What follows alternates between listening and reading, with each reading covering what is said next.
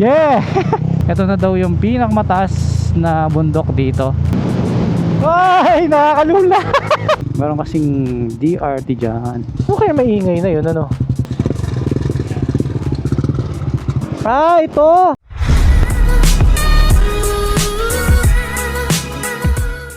Ngayon gagamitin ko tong Sniper ABS. Matagal hindi nagamit yung motor. Lumambot yung gulong niya. 14 PSI lang. Para hindi na tayo magsuot ng belt bag, lalagay natin to sa harapan. And then itong tail bag natin, sakto sa kanyang hugis. Ilalagay na natin itong bagong plate number ng Sniper natin. Buti na lang lumabas na. At syempre bago tayo umalis, kailangan malubricate ang ating kadena. At ito na ang final looks ng ating Sniper. Alright, Sniper Gaming. Binaliktad ko nga pala tong front bag natin. Hinarap ko dun para pagka bubuksan ko siya, pag ganyan, hindi pa ganon. Ang gaan ng dala ko ngayon. Ganda rin ang tunog ng MBR1 eh, no? Adjustable pa. Kaya gusto kong pang long ride ang Sniper compare sa mga scooter ko. Kasi bawat gear may power, may suntok. Delikado yung van pagka kulay black eh, no? Ito yung magandang lugar, oh. Panghatawan. Hindi natin matetesting yung wind noise kapag naka-Sniper. Ang haba ng fifth gear na ito. Sixta. Wala na kasing power pagka 6 gear eh. Last arangkada.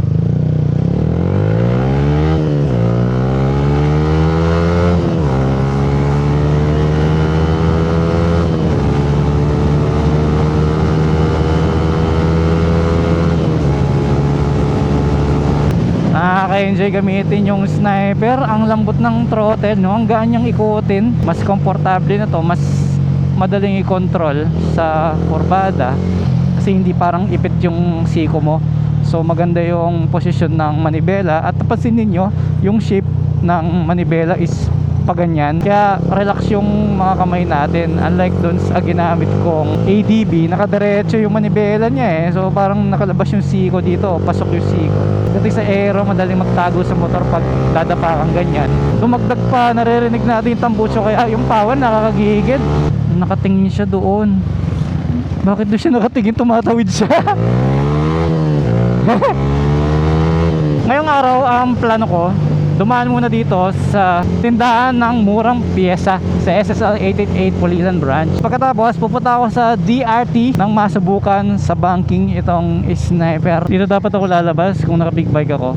Ganda simbahan nito pero parang tabingi na yung dito eh, no? Parang nakasubsob siya eh, no? Nakagitna yung e-bike. Angas. Padaan po. Ingat. Alright, ito yung harapan ng SSL 888. Tapat lang siya ng Shell gas station. At ayun po ang intersection. Ito naman yung Jollibee, napakadali. Hindi ako makakodan. Dito na lang. Yun ang kinagandaan pag maliit yung motor, ano? At ngayon, diretso na tayo sa Doña Remedios, Trinidad. Pag yun nga pala ang sinearch mo, hindi lalabas. Kailangan nyo yung specific kung saan doon. Kasi malaki ang DRT. Yun, bigayan lang sa kalsada. Sarap sa pakiramdam pagka ganun. Yung may pinagbigyan ka tapos na-appreciate niya, binusinahan ka or nag-wave. Dinalabas niya yung kamay niya dahil kakaliwa siya. So ginawa niya yun dahil naririnig niya yung tambucho ng motor ko. So sa mga nagbabalak bumili ng Sniper, super confident ako na hindi ako basta-basta masisiraan at tatagal talaga yung motor. Ang lakas ng fifth gear, oh. Nag 120.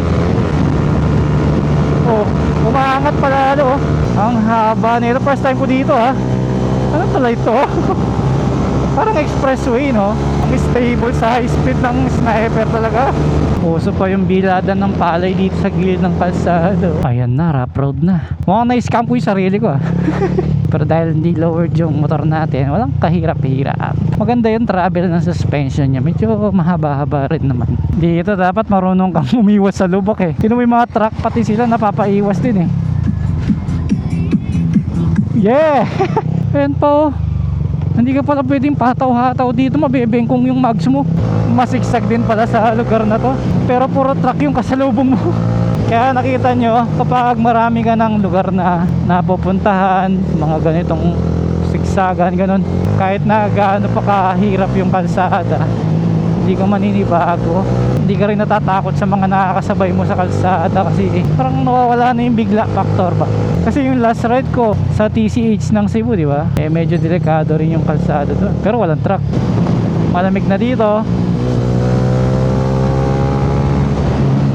Pero yung lamig na hindi naman binuksan yung rep. Yung nawala lang yung init. Ayun. Ganda guys. Sulit yung bangingan dito. Wag lang sobrang bilis ha. Kasi unpredictable yung kurbada. Hindi mo makita kasi pababa tas pataas. Hindi ka sigurado. Downshift lang. Tingin doon oh. Yun oh. Dito. Ito yung asphaltada. Yan oh. Malubak na dito.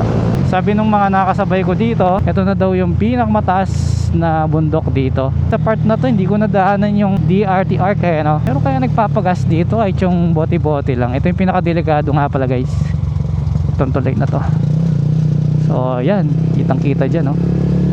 Mukhang dito yung maraming tumatambay, tas may dumating na mga polis, pinalis nila.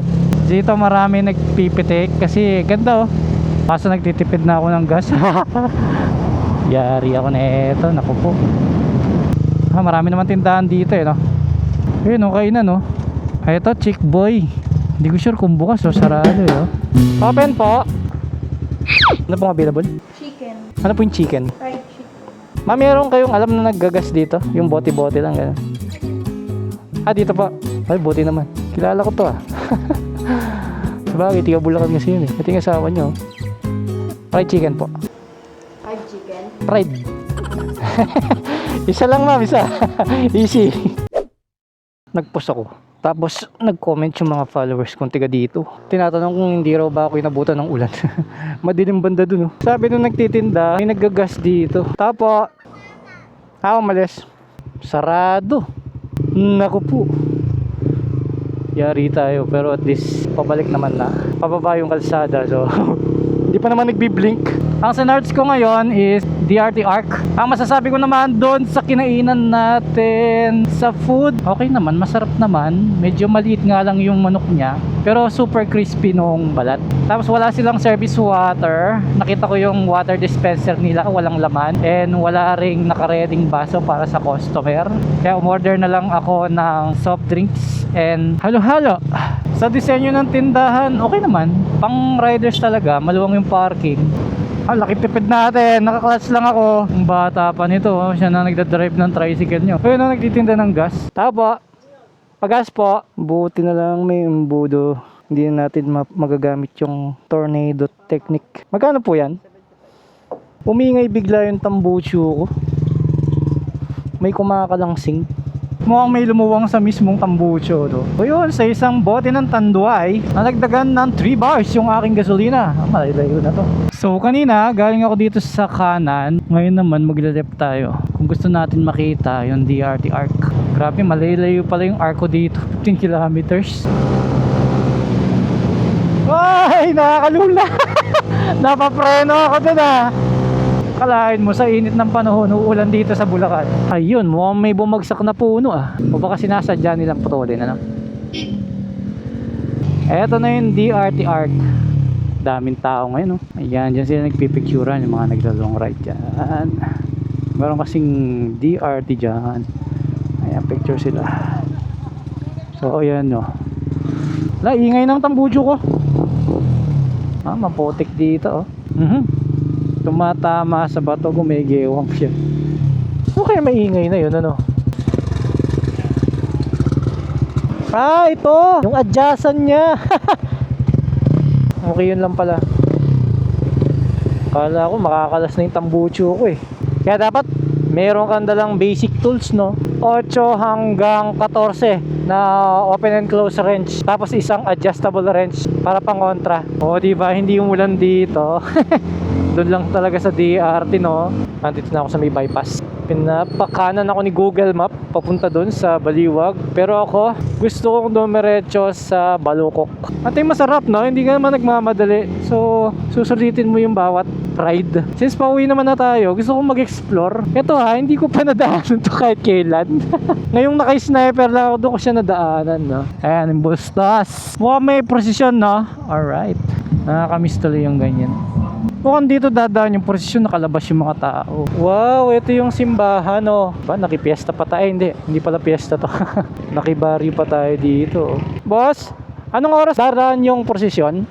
Alas 8. Ay, matagal pa pala. Sige, thank you ah. 6:30 PM. Ayan, madilim-dilim na. At masusubukan na natin ang night mode. Right, meron tayong auxiliary light. Ito yung low, ito yung high. Low lang natin. Mas okay sana kung white to, no? Kaso okay na rin na yellow siya para babad. Mas kita, di ba? Nagpagas ako sa Devote 75 plus 200 pesos sa gas station. Nasa 275 pesos pa lang ang ginastos ko sa gasolina. Pero kung ang full tank nito is sa 250, na 500 pesos na ako. Kung nagpagas ako kanina before ako malis. And I think aabot na yung gas ko, no? Hanggang sa amin. Eto na yung bypass.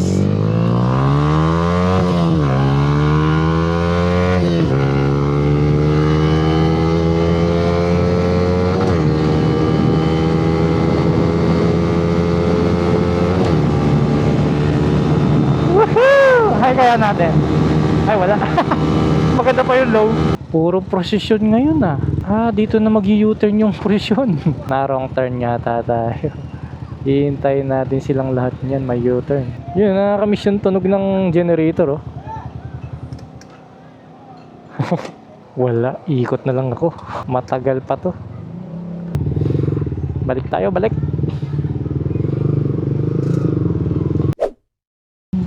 Prosesyon pala ulit. Nakatatlong prosesyon ako ngayon ah. Sabay-sabay pa lang ngayong araw eh, no?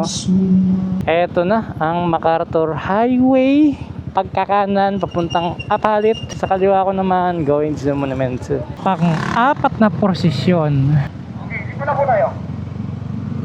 Pagdating natin dito sa Mega World, mukhang pang big time, no? May nagpe-penetrate siya, no? Nandito yung biggest McDo. At ang ganda ng building na to, oh. Liwanag, oh. May coffee shop na dun. Ganda maglakad dito, oh. Bongga, parang BGC, no? Open na pala yung park na to. Ganda na dito, oh. Saan papunta yun? Yung mga fountains pa. Oh, pwede mag-football dito. Mas ang laki na. Puro mga kabataan yung nakikita ko. Tapos dito yung parking area. Nandito na ako sa bahay, guys. Ito na yung itsura ng motor natin ngayon. At in-adjust ko na yung tambucho. Pakinggan nyo. Yeah, mas buo na yung tunog ulit. Kanina, oh, umikot kasi kaya tumahimik. Pero okay lang. At least hindi na naglag yung tornilyo. Yan. Galing, tibay ng sniper. At yung nga palang mileage ngayon is 516 pa lang pala to. At ang gusto ko sa kanya, meron siyang hazard agad din. Ayos. So, yun. Yun na yung practice natin para sa ating very long ride. Try ko mula dito hanggang Baguio. Yan ang pinaka-the best. Tingnan natin kung magkano yung magagastos natin sa gasolina, sa pagkain. At itong sniper medyo tipid din ha.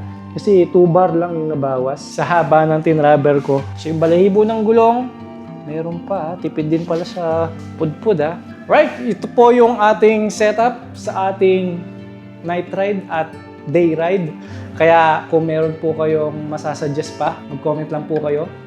At try natin yung iba pang mga settings. Pero sa susunod na vlog natin, malamang ito pa rin yung setup natin. Alright, maraming salamat sa inyong oras. See you next vlog. Speed for speed.